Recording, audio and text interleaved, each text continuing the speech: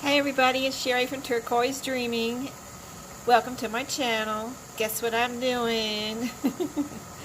I am making some real avocado dyed paper because I had a craving for an avocado today. And then I thought, well, I have an avocado. I can just go ahead and make some avocado dyed paper.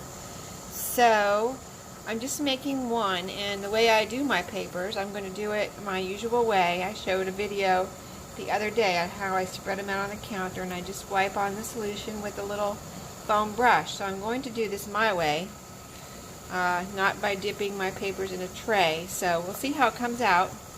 You know, it's an experiment. And so this is boiling. I'm going to turn it down a little bit and just let it simmer. I don't want all of my water to boil away here. So I'm going to let this simmer, put it on a timer for an hour and a half. That's what the instructions say. So an hour and a half simmering, and so we'll do another video on the color and putting it on my paper when this is done. So I will see you on the next video. Wish me luck. Thank you. See you next time. Bye-bye.